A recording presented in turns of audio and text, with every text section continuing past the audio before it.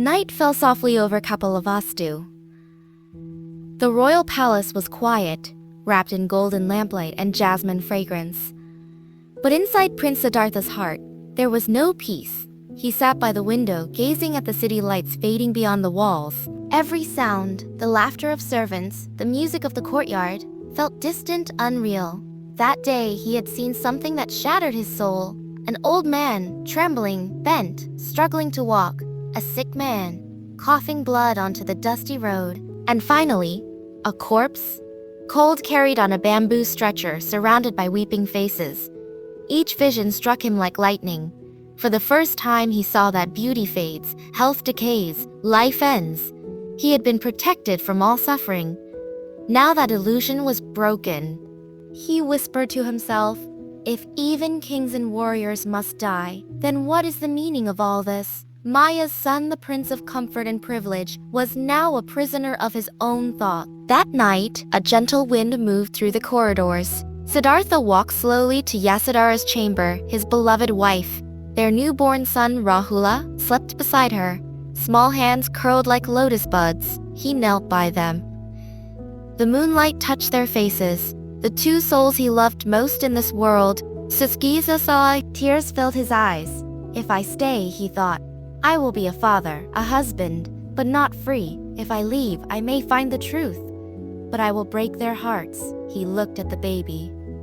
"Rahula," he whispered, "you are my chain of gold, and I must break it." He knew that if Yasodhara woke, his courage would die in her eyes. So, he bowed his head one last time, pressed his palm gently on the floor in farewell, and turned away from the life he had known. At midnight, Chana, his loyal charioteer, waited by the stable. The white horse Kanthaka neighed softly, as if sensing the weight of destiny. No royal banners, no guards, only a prince leaving his palace in silence. They rode through the sleeping city, past golden gates, past lotus ponds, past the streets where he once played as a child. The moon guided their path. Siddhartha looked back once, the towers of Kapilavastu glowing faintly behind him, and whispered, "Goodbye, my kingdom. May peace come to you one day." Hours passed. The horse galloped across fields and forests until they reached the edge of the Anama River.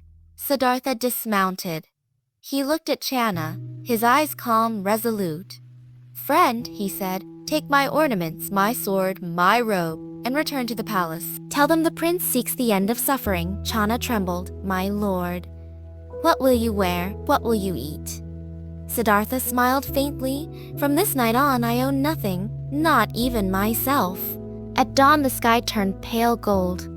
Siddhartha cut his long hair with his own sword, removed his royal jewels, and placed them gently into Chana's hands.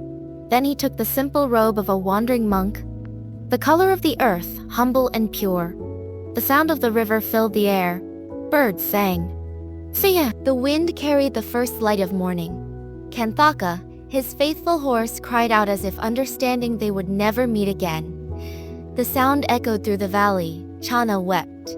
He bowed before his master and returned toward the palace, his heart heavy with grief. Siddhartha stood alone, barefoot, facing the rising sun. He raised his hand toward the horizon. "Today," he whispered, "I leave behind illusion.